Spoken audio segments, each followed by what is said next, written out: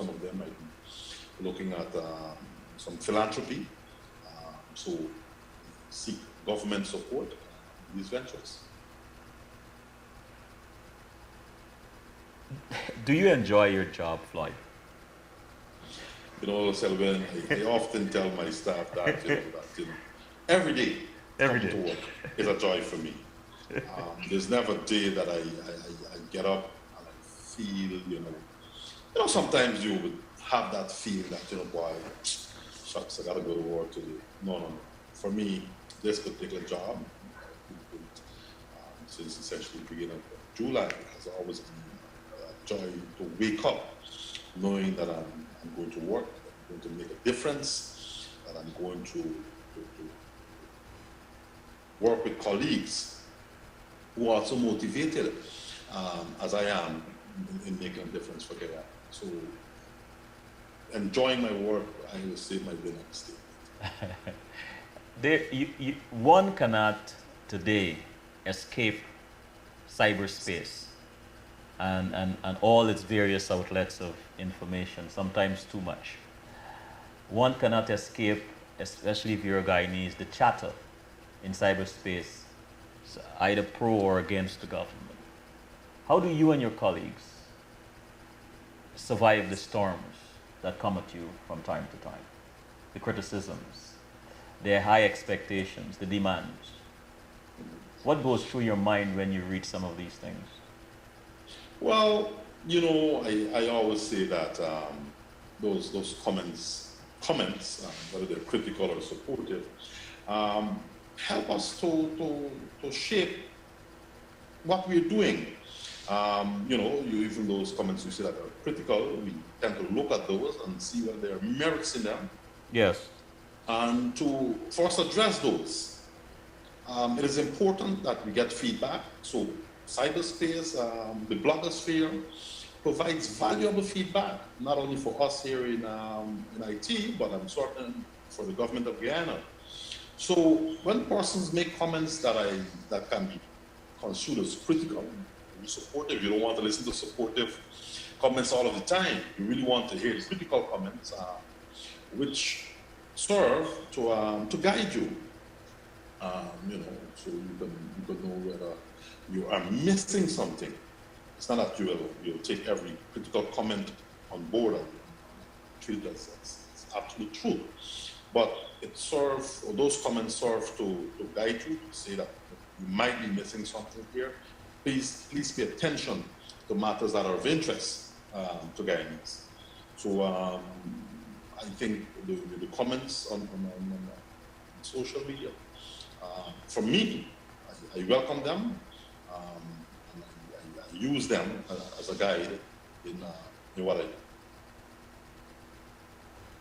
do. I just saw a comment in the chat room where Jen asks, what about faster internet service? And it brings me to a question that I have about, Guyana seemed to be rebooting this whole fiber optics initiative. Can you tell us anything about those efforts? All right. Of course, fast internet, broadband internet, which really translates to fast internet speed, is vital. It's vital for economic development. The issue of government getting involved in the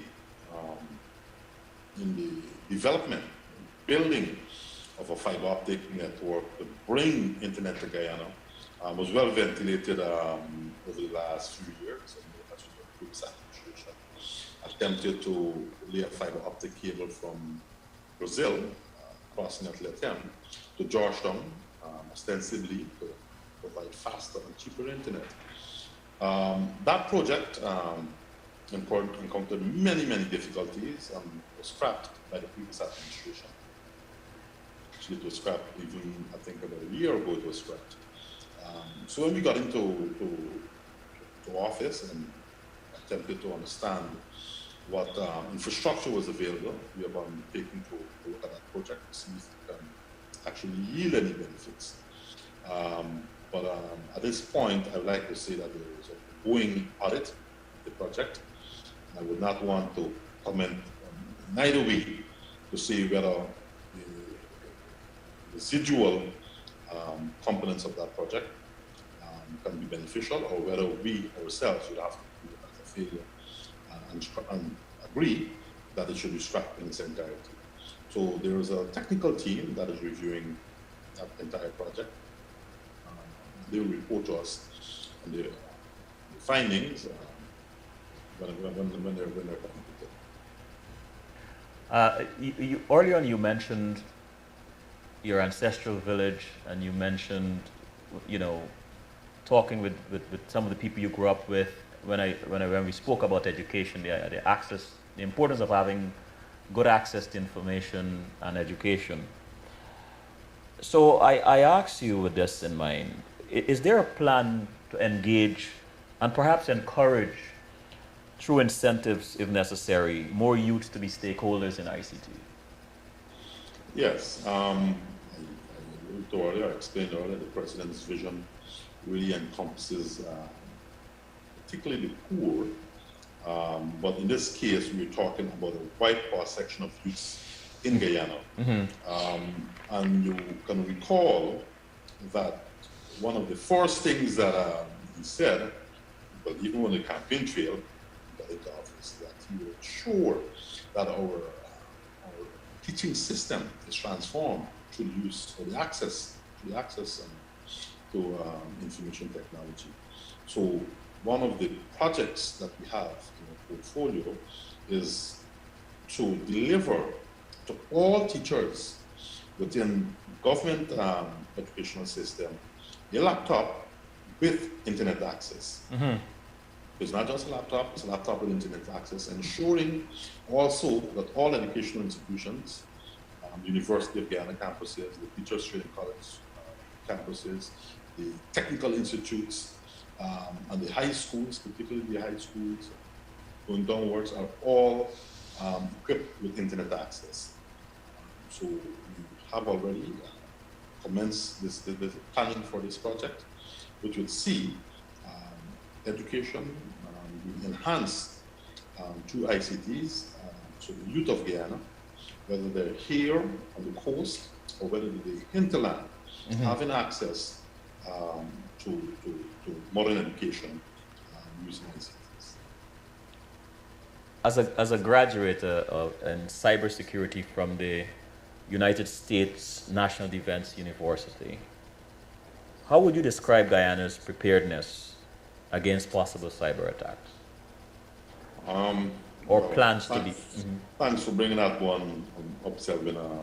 As you can well imagine, in so many regards, we are certainly not as strong as we ought to be. And cybersecurity is one of those areas, I would say. And this really harks back to our belief that we are not a wired society, that we are not as important, we do not do as many transactions as in the industrialized world. So we have this false sense of security, that because we do not engage in so many online transactions, online banking, we do not interact with online systems, that we do not need to pay attention to cybersecurity.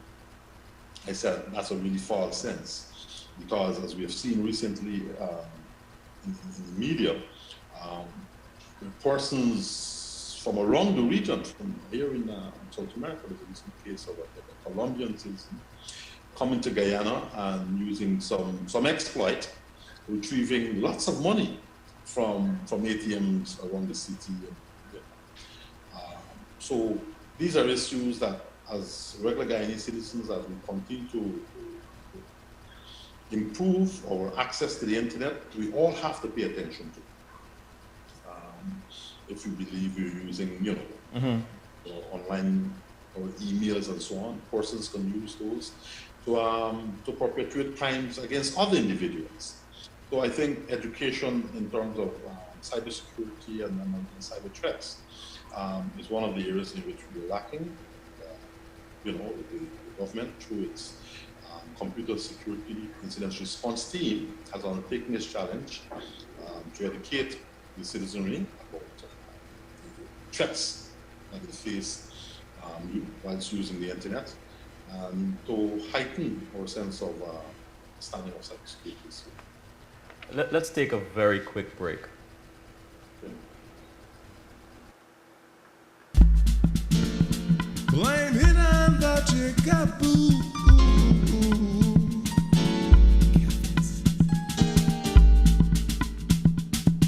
Pickaninny, watermelon dreams.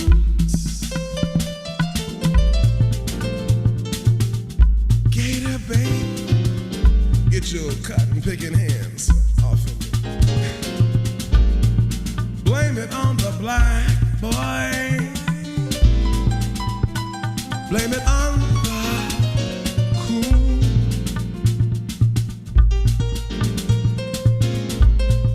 I always treat you colored people like normal people.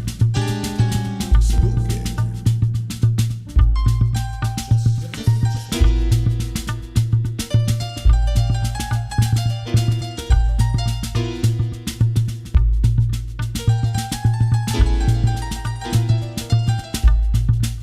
But I saw these two colored guys running.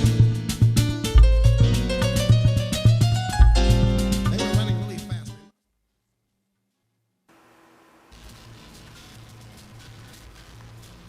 We're back with Floyd Levi. Floyd, what are some All right. what are some unique challenges in your estimation Guyana faces when it comes to developing the ICT sectors?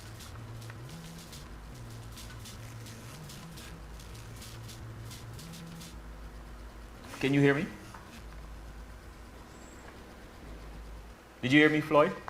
No, can you do that? Oh, sorry. Some unique challenges in your estimation that Guyana faces when it comes to developing in the ICT development in the ICT sectors. Well, we touched on one briefly. Uh, One which is really access to broadband, Yes. fast internet at the cost. I think that is a tremendous impediment, to how we can develop, to how we develop the ICT sector. Additionally, many of our IT professionals would have migrated over the years, as you also mentioned, and to have a pool or to have available to us trained and experienced IT professionals would certainly help. So the absence of those professionals, I would say, is a challenge to us developing IT or ICTs in college. What message do you have for young people who are considering dropping out of school? And I'm asking you this because I know how passionate you are about education. Young people considering dropping out of school for whatever reason, or just not taking education seriously. Well, I always say, first of all, that, whatever distraction you have now that is causing you to consider dropping out of school is temporary. It will pass. The education that you will receive if you remain in school will stay with you forever. So whether it's friends, peer pressure, get rich quick, getting a fast buck, that will pass. There will come a time in your life when you will recognize that the things that stay with you are not the material things. So education is one of those things that stays with you. You cannot lose that. You cannot lose that the way you will lose, a motor car, a motorcycle, a house. So I always encourage youth to focus on things that will stay with them, that will Floyd, show value, that is invested in them.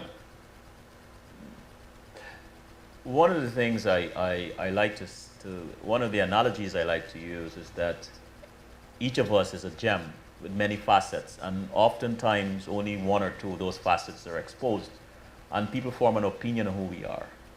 What I like to do on this show is to twist the gem and expose the other facets. So people get a more multidimensional perspective on who this person is. So I want to expose one of your other facets. You touched on it earlier, the farmer,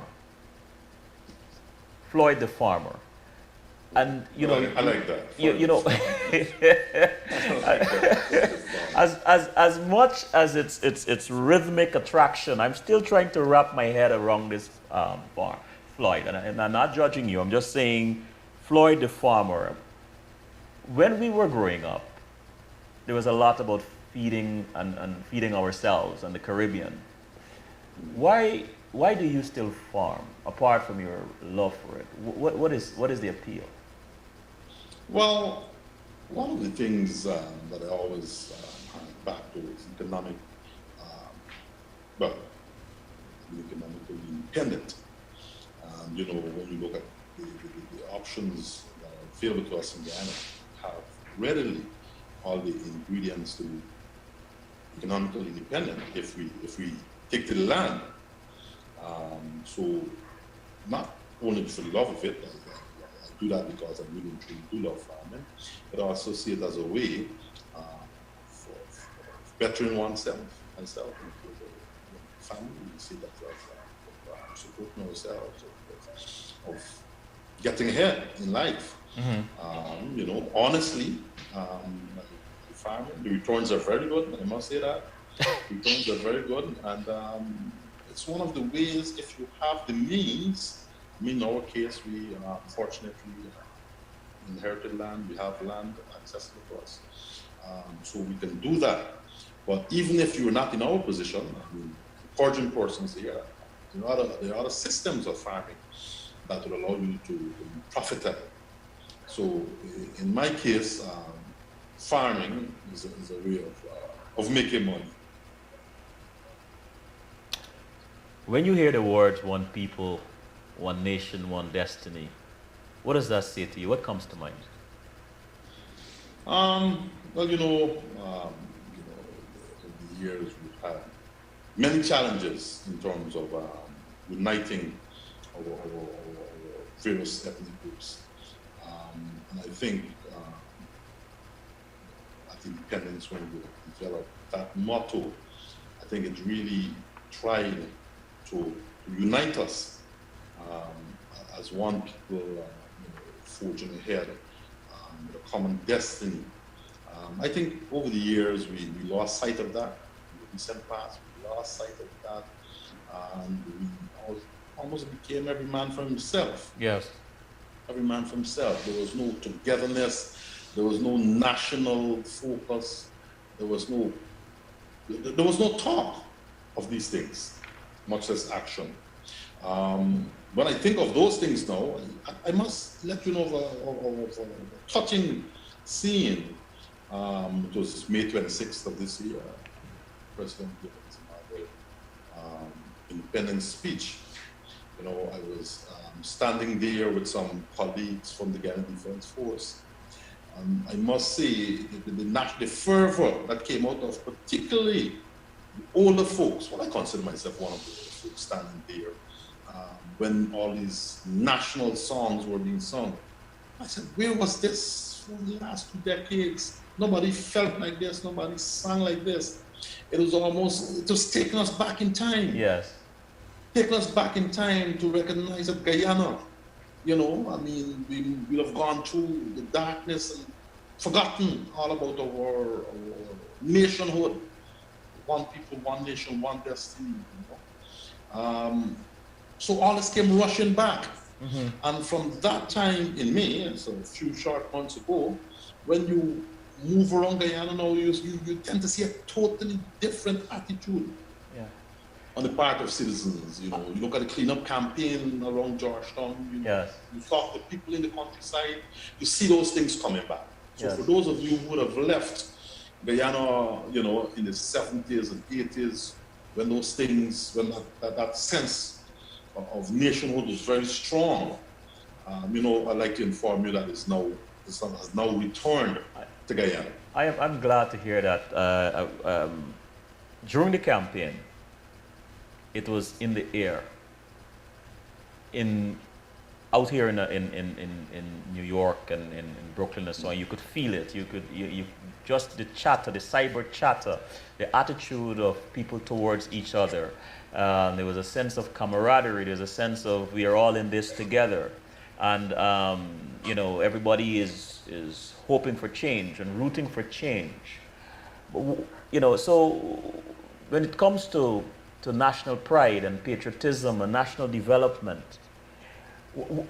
what are you and some of your peers or your colleagues, I should say, talking about in terms of capitalizing on that we experienced during the campaign? There's still some residue of it, I must admit, but in shifting some of the attitude towards those tenets, towards restoring, embracing national pride and national development and so on.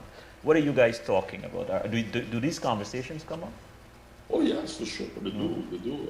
And so very often too. Particularly when we compare ourselves or when we have an occasion to compare ourselves with our CARICOM brothers and sisters, you know, and we recognize how far behind we have fallen over the years.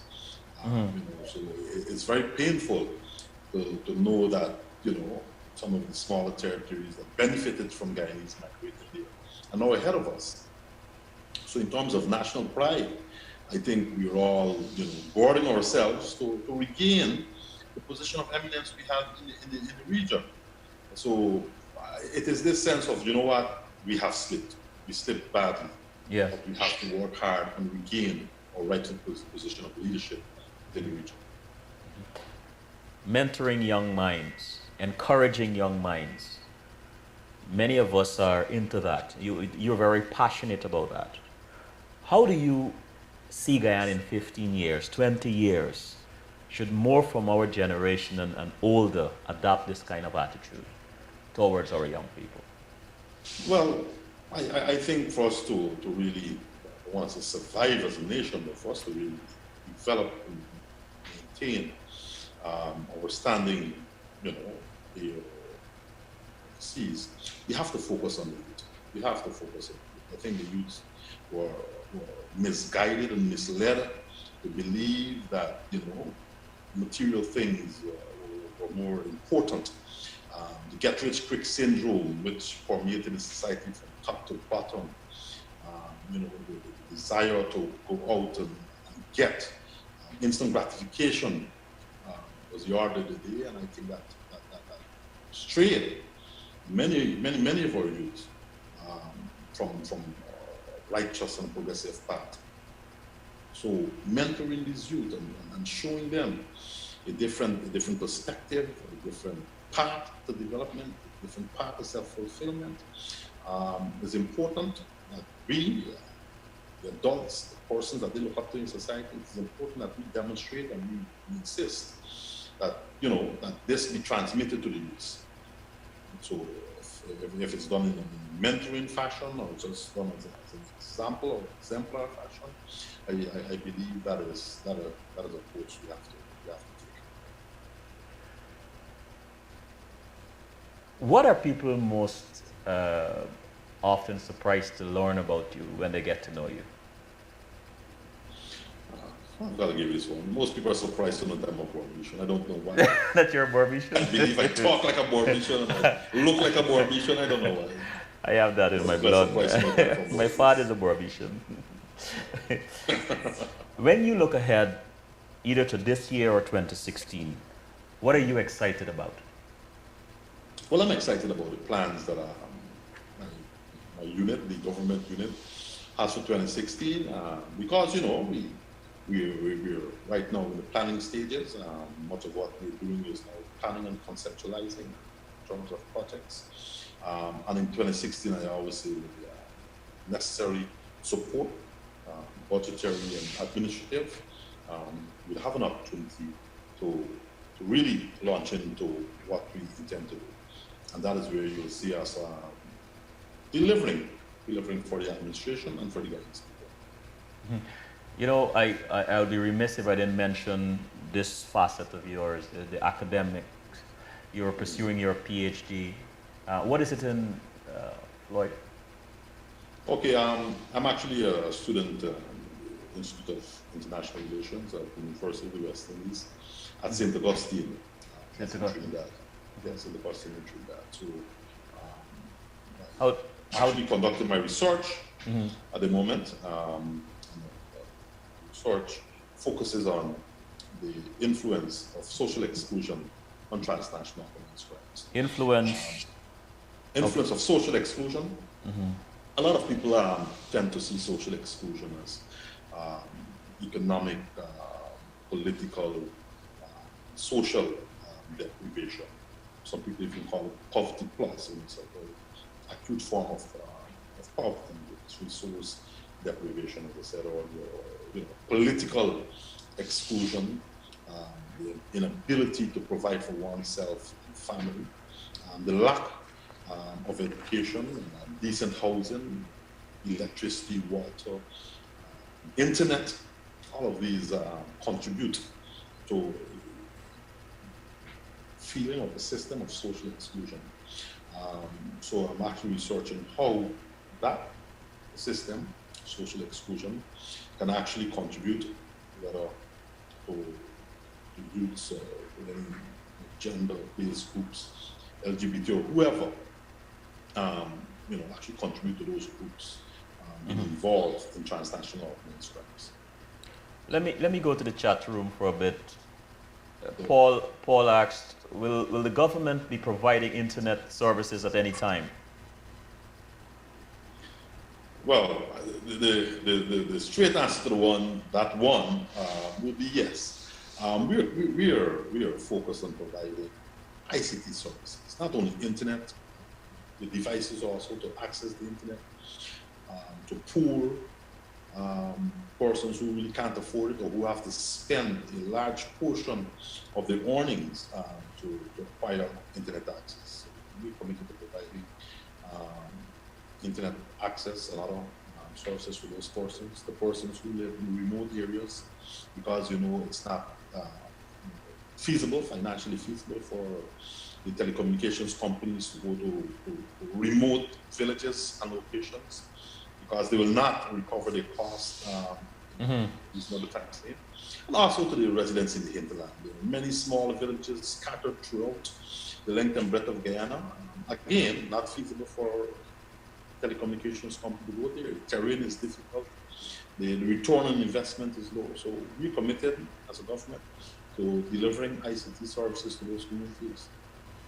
So you were saying, Floyd, on air, Yes, sure. in front of all these listeners, that 6, 8, 9 years from now, I'm hoping it's before, when some of us return and you take us on these excursions in the hinterland, you won't have to worry about Wi-Fi.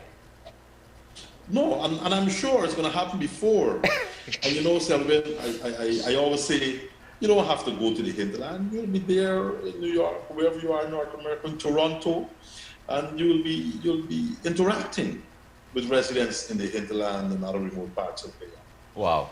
You're hearing their story, interacting with them visually, on social media, email, whatever. I'm hopeful for Guyana.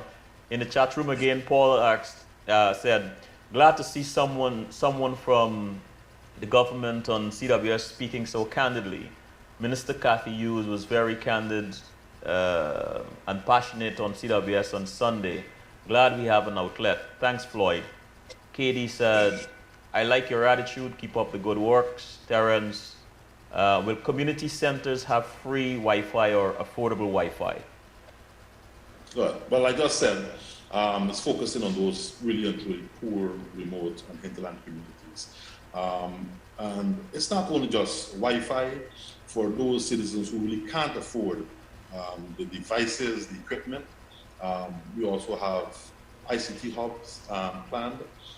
As you're aware, again, many families cannot afford what we take for granted. Yes. That is, having a computer, having a printer, to do research, to do school-based assessments, in order to get the marks that you need at probably 40% of CXC subjects.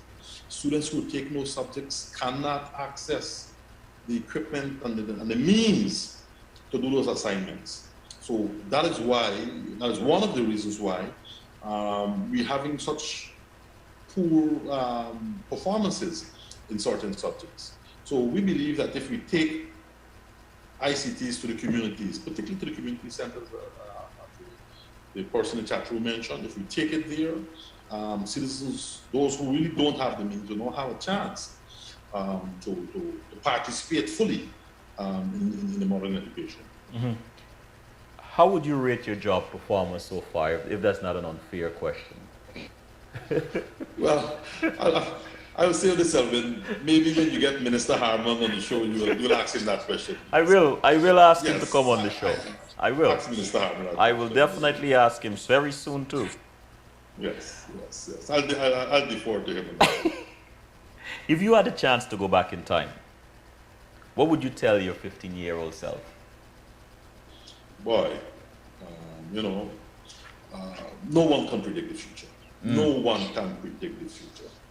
So at every stage, particularly at that stage in life, prepare yourself for the future. You can't predict it, but you can prepare yourself to the best of your ability. And again, I go back to say that preparing yourself for the future is having a good education. When are you most happy? Well, I'm probably relaxing, playing video games, maybe one of my favorite pastimes, which I don't get much chance to do, So I think that's one of my happiest times. Sort of interacting with my children, sort of playing with them. I have 4 kids, and certainly being a father to them and having the love and affection gives me a tremendous sense of satisfaction and joy. What are you most thankful for? Say again, please. What are you most thankful for? Well, I'm really truly thankful for having the opportunity to be here, to be able to contribute, to serve Guyana. I'm thankful for the health and strength that I have. Colleagues have some have fallen by the wayside, schoolmates from East College who've, made some very poor decisions in life. I've succumbed to narcotics, one of the courses of our generation. So I'm thankful for having escaped all of that. Yes. To be here today, to be able to contribute meaningfully as a productive member of society. So I think I'd have to give. Finish the sentence. I look forward to Sunday evenings too. I look forward to Sunday evenings to return to Georgetown to prepare for the week of work, coming back from my farm. That's when I do get back from the farm, Sunday evenings. Yeah. So I look back to getting back home, I hope one Sunday evening you will be back in time to come and just give us a half hour of your time on some topic. I hope that is open to you. Well, sure, thanks, everyone. But as I said, it conflicts with my regular weekend activity. Yes, I understand. I certainly understand that it's important that as a government functionary, as a senior government functionary, it is important that I communicate with Guyanese at home in the diaspora, communicate what we're doing in Guyana, to receive feedback. So coming on, conversation with Selvin and having this course, I would certainly willingly sacrifice one of my weekends and my Sundays on the farm. I knew you were gracious, sir. Thank you. Last question. Well, let me go to the chat room.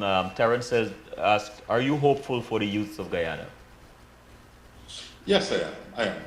You have to be in Guyana now to see the transformation, to see the high expectation, to see the hope restored. You have to be in Guyana now to see this and to experience it. So without a doubt, I am very hopeful that our past experiences are behind us and that we're looking forward for a brighter future, a very, very bright future. How urgent is the president, or How excited is he or passionate is he about technology, and how much of an urgency does he convey to you that is important for Guyanese or for Guyana to get on the fast track? Yeah. Well, without giving anything away, I must say, President is very driven on us getting ICTs out there as soon as possible. Okay. He, through Minister Harmon, always reiterates that point. This is a major, plank of their administration.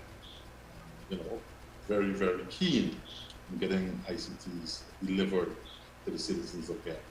And you must have noticed, it's no important coincidence that whenever the president gifts, most of his gifts are really ICT devices, tablets and laptops. Whenever he goes anywhere, he believes that these are the tools of the future. I mean, they're tools of the present. We don't let's say the future, so it's here now. So you can see that he believes in that. He's always going out there, and if he has to tell the president gift someone, he does it. Right. Tell the president that CWS will welcome one of those ICT gifts. I will convey that. Maybe he's watching it. Who knows? Who knows? Conversation with him. The last question: what makes you laugh out loud? Boy, I've been laughing here on the show. But and like any guy needs to be like a good guy. Yes, of course. That's part of who we are, and hanging with the boys. We're grown men now. Yes. But we still call it hanging with the boys. And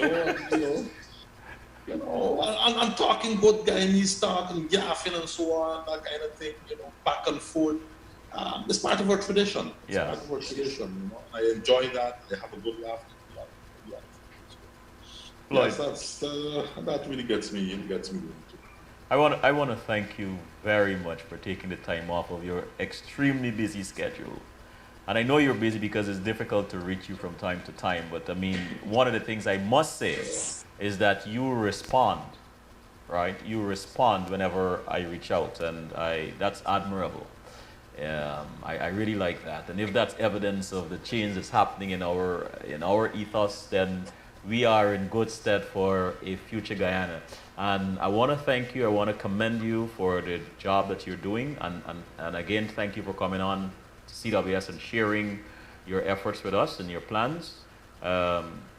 Again, thank you, brother. Okay, thank you, Selvin, and thanks to the viewers for tuning in and spending time with us this evening, and for giving us feedback. We're very grateful for that. You're welcome. Thank you. Good night. Good night.